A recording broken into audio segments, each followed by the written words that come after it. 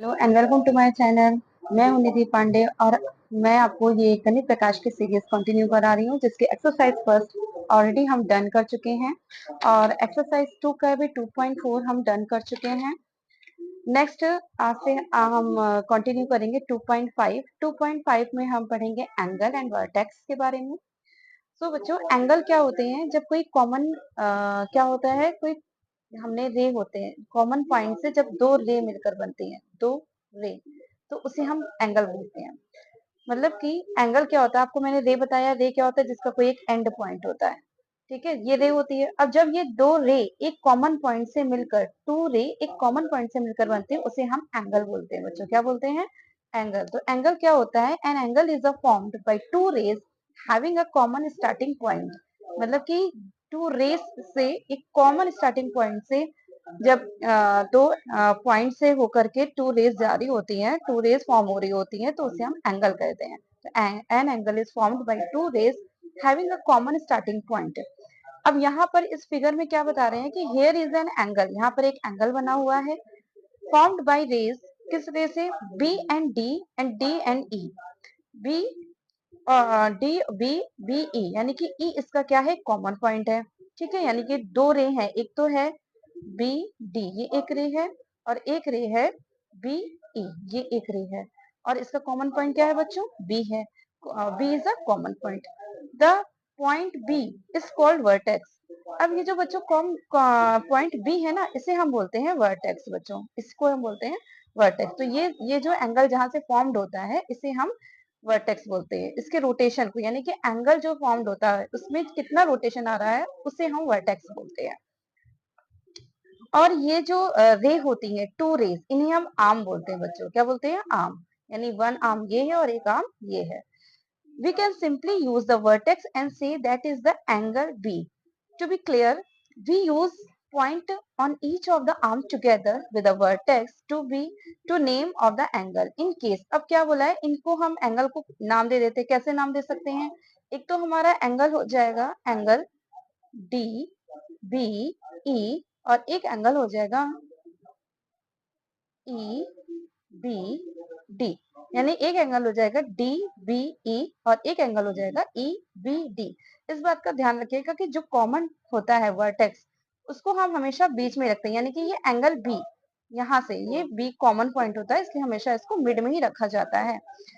अब इसी तरीके से इन्होंने यहाँ पे आगे बोला है कि अगर हम एंगल, ये जो एंगल वर्ड है, इसको रिमूव करना हो तो उसके लिए हम इस साइन का यूज करते हैं। इस साइन का यूज करते हैं, देन एंगल लिख देते हैं A B C D B C. ठीक है, तो यहाँ पर ये बताया गया है। उसके बाद इन्होंने यहाँ पर एक बच्ची है जो कि अपनी बुक है, बुक को रोटेट कर रही है, और उस रोटेशन से उसमें कैसे एंगल फॉर्म हो रहा है वो आपको बताया जा रहा है। तो केस वन में यहाँ पर अच्छे से आप देख पा रहे होंगे कि जो केस वन है, ये जो रेड एरो जा रहा है ना, तो जो केस वन है, तो यहाँ पर इसने अपनी बुक केवल इतनी खोली, तो इसका वर्टेक्स क्या है? ये जो रेड रेड आपको एरो दिख रहा है, इसका वर्टेक्स सिर्फ इतना ही है। फिर उसने अपनी बुक को और ओपन किया, तो और ओपन किया, तो इसे जो रेड एरो जा रहा है ये, और इसका ये वर्टेक्स हो गया। फिर उसके बाद इसने अपनी बुक पूरी फ्लैट कर ली, तो यानी कि ये हो गया इसका वर्टेक्स। फिर उसने अपनी बुक्स को यहाँ से, ये वाला जो पार्ट है उसको और इस तरफ की ओर किया, ऐसे और रोटेट किया, तो ये बुक क्या हो गया? अब इसका ये वर्टेक्स हो गया। अब इसने ये नीचे से ला करके इस बुक को और रोटेट कर दिया, मतलब पूरा इधर कर दिया, तो ये यहाँ पे ये एंगल ये रोटेट हो गया, यानी ये इसका वर्टेक्स हो गया। अब यहाँ पर आकर के इसने पूरा ऐसे क्लोज कर दिया, तो ये इसका पूरा वर्टेक्स हो गया। नेक्स्ट है डू वी सी। अब यहाँ पर क्या कह रहा है कि हम क्या देख सकते हैं कि कैसे एंगल, किस केस में कैसा एंगल फॉर्म हुआ है, इन विच एंगल इज ग्रेटर। अब बोला इसमें कौन सा एंगल ग्रेटर है? जैसे केस वन है और केस टू है, तो केस वन और केस टू में कौन सा एंगल है जो बिग एंगल है, जो बड़ा एंगल है? तो केस वन और केस टू की अगर हम बात करें इस फिगर में, ये है केस वन और केस टू, तो ऑलरेडी आप देख सकते हैं कि इसका वर्टेक्स सिर्फ इतना और इसका वर्टेक्स और ज्यादा गया लेंथ वाइज। तो जितना जिसका रोटेशन उसके वर्टेक्स का होगा, उसका एंगल ज्यादा बड़ा होगा।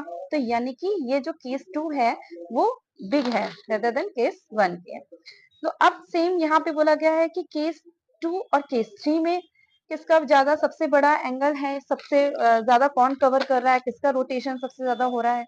तो ऑफ कोर्स अगर हम यहाँ पे केस 2 और केस 3 की बात करते हैं, तो केस 2 में इतना रोटेशन हो रहा है और केस 3 में पूरा उसने फ्लाइट कर दिया है अपनी बुक को, तो इतना रोटेशन हो रहा है, यानी कि एक में इतना रोटेशन हो रहा है और एक में पूरा इतना रोटेशन, तो ऑफ कोर्स केस 3 में ज्यादा रोटेशन हो रहा है। इस तरीके से अगर हम सब में कंपेयर करें तो सबसे बिग जो एंगल हमारा यहाँ पर ये बनेगा केस 6 का, तो नहीं केस 6 ज्यादा बिगर होगा। सेम इन्होंने यहाँ पर एक फिगर दिया गया है, the size of N angle is the amount of rotation.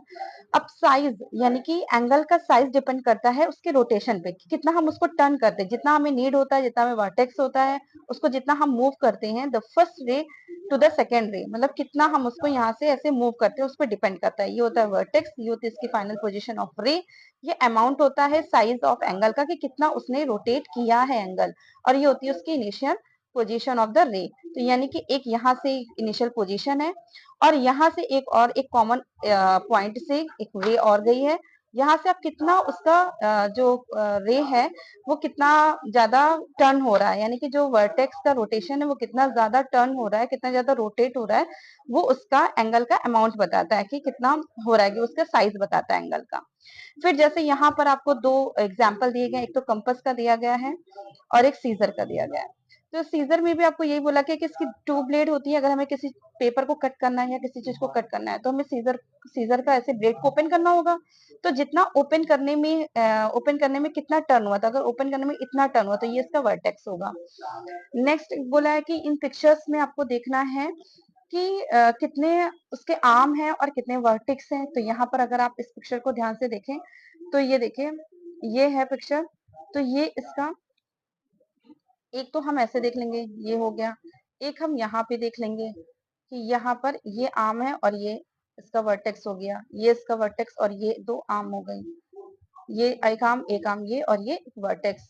Wallet में देखें तो वॉलेट का ये देखो इधर से, अगर मैं इधर बनाती तो आपको शायद इतना शो नहीं होगा, यहाँ पर देखिए ये वर्टेक्स इसका हो गया, ये एंगल हो गया इसके।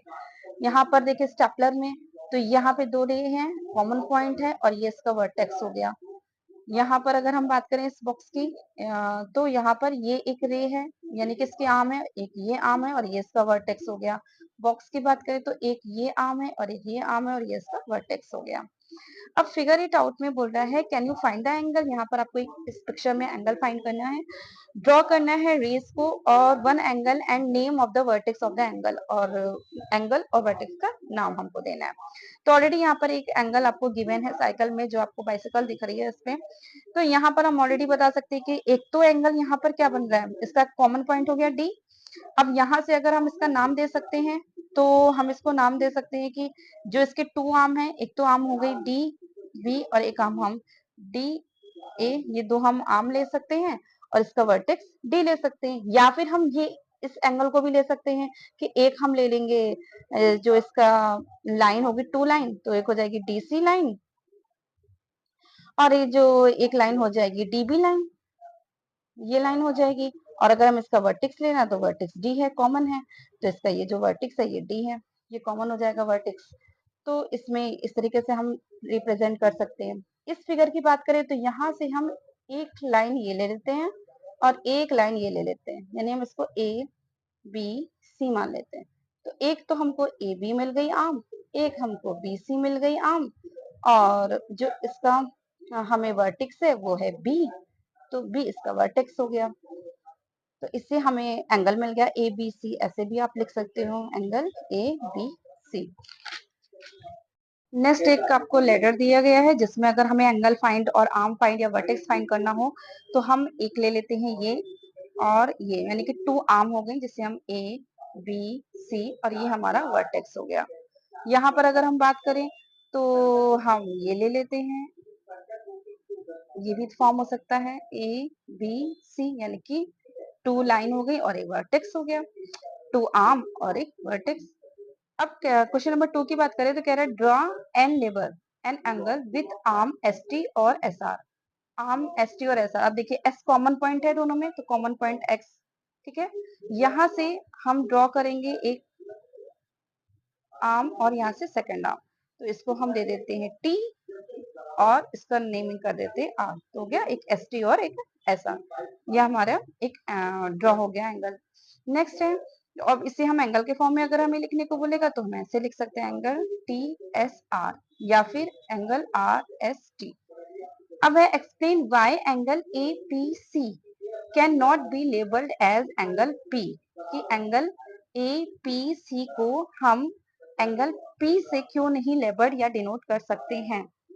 तो इसकी अगर हम बात करें तो क्यों नहीं कर सकते, क्योंकि यहाँ पर there are more than one at angle P, यानी कि एक से ज्यादा एंगल ड्रॉ हो रहे हैं। यहाँ पर केवल एक ही एंगल ड्रॉ नहीं हो रहा है, एक से ज्यादा एंगल ड्रॉ हो रहे हैं। कौन कौन से एंगल ड्रॉ हो रहे हैं? एक तो एंगल ड्रॉ हो रहा है APB और एक एंगल ड्रॉ हो रहा है ABPC और एक एंगल ड्रॉ हो रहा है APC। तो यहाँ पर APB ABPC और APC यानी कि एक से ज्यादा एंगल ड्रॉ हो रहे हैं। That's why we can't say angle APC as angle P। Next है fourth number is name the angle marked in the given figure.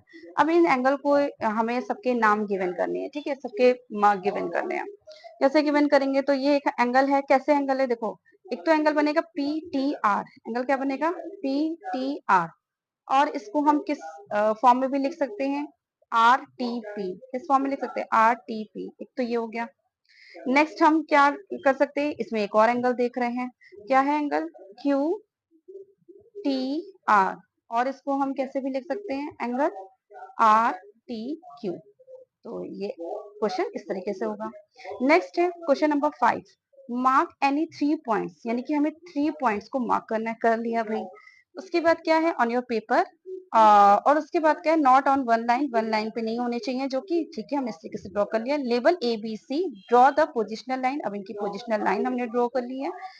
अब यहाँ पर कह रहा है through pair of these points how many lines do we get, हमें कितनी lines मिल रही हैं? तो ऑफकोर्स अगर हम इसे लेबल दे देंगे तो हमें 3 लाइंस मिल रही हैं। एक तो हो गई AB, BC और CA, ये 3 लाइन हमें मिल रही हैं। Write them down the mark each of the them with a curve. अब इसके कर्व यानी कि वर्टेक्स, वर्टेक्स भी कितने हमको मिल रहे हैं, यानी एंगल में कौन से एंगल मिल रहे हैं अगर हम बात करें तो इसमें हमें we get 3 lines and we get 3 angles. 3 angles ABC, angle BCA, angle CAB, ABC, BCA, CAB, हमें 3 एंगल्स मिल रहे हैं, यानी कि 3 lines and 3 angles. Question number 6, now mark any 4 point. अब हमें 4 पॉइंट ड्रॉ करने हैं। No one 3 them of one line, one line में नहीं होनी चाहिए। ABC ड्रॉ, चलो AB, यहाँ पे DCAB, इस तरीके से हम इसको ड्रॉ कर लेते हैं। नेक्स्ट है all possible line going through them, चलो ये भी कर लिया है। How many lines do we get? अच्छा, अब देखिए यहाँ पर एक लाइन ये भी ड्रॉ होगी जिसे हम डायगोनल बोलते हैं और एक लाइन ये भी ड्रॉ होगी। So we get how many lines? 6 line, 6 line we get. Okay, तो इन 6 लाइन के आप नेमिंग कर सकते हो अच्छे से। क्या है इन 6 लाइन की? एक तो हो जाएगा ABCD,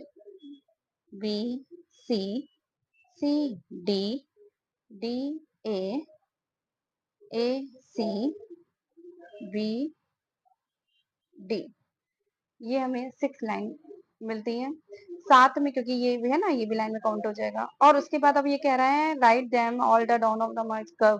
कर्व, ये भाई कर्व हो गए, एक कर्व, 2 1 2 3 4 5 6 7 8 9 10 11 12। टोटल हमें कितने मिल रहे हैं? टोटल हमें मिल रहे हैं, वी गेट 12 एंगल, 12 एंगल मिल रहे हैं। तो 12 एंगल की बात करें तो यहाँ पर हमें 12 एंगल मिल रहे हैं।